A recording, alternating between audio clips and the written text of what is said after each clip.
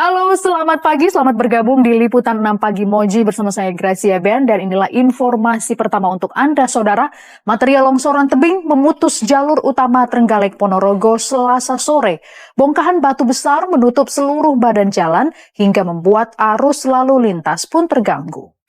Sebuah mobil dan 3 motor tercebur ke sungai usai terlibat kecelakaan. Ibu dan anak balita di dalam mobil nyaris tenggelam sebelum diselamatkan oleh warga.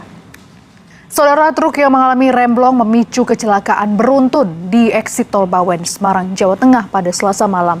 Akibatnya 8 orang terluka. Bupati Pekalongan, Fadia Arafik yang terjaring operasi tangkap tangan Komisi Pemberantasan Korupsi atau KPK dibawa ke Jakarta. Fadia Arafik diduga terlibat korupsi pengadaan barang dan jasa.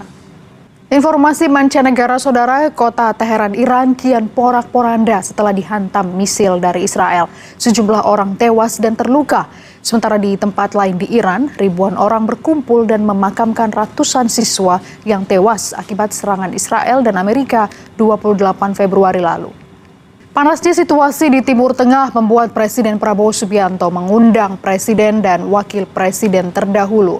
Dalam pertemuan itu, Prabowo membahas dampak perang Iran, Israel, dan Amerika Serikat bagi Indonesia. Menteri Energi dan Sumber Daya Mineral Bahlil Lahadalia memastikan cadangan bahan bakar minyak nasional cukup untuk 20 hari ke depan. Mengantisipasi kelangkaan pasokan energi, pemerintah akan mengimpor minyak dari Amerika Serikat. Saudara, media sosial merupakan sarana bagi banyak orang untuk berekspresi. Tidak jarang, media sosial menjadi tempat untuk memperlihatkan capaian, gaya hidup, bahkan kepemilikan harta. Kebiasaan ini sering kita sebut sebagai flexing atau pamer. Nah, jika dilihat dari perspektif Islam, apa hukum flexing di media sosial? Kita simak dalam Ustaz Menjawab.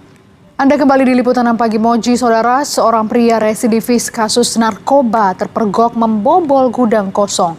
Pelaku yang sempat bersembunyi di atap gudang dikepung warga dan tak berkutik saat ditangkap polisi. Sepasang suami istri ditemukan tewas penuh luka di dalam mobil. Hasil penyelidikan polisi, kedua korban dibunuh oleh karyawannya.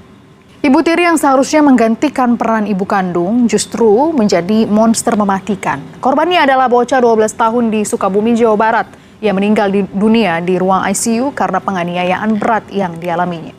Kami lanjutkan Liputan 6 Pagi Moji, Saudara. Pemprov Jakarta menertibkan lapangan padel yang melanggar aturan. Bukan hanya disegel, lapangan padel yang tak berizin bisa kena sanksi pembongkaran.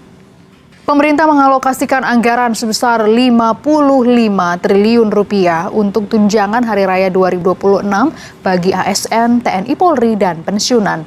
Sementara untuk sektor swasta, Saudara, perusahaan diwajibkan membayar penuh THR paling lambat H-7 Lebaran. Saudara, selesai sudah kebersamaan kita di Liputan 6 Pagi Moji kali ini. Saya Gracia Ben pamit undur diri dari hadapan Anda. Sampai jumpa di Liputan 6 Pagi Moji berikutnya. Have a nice day.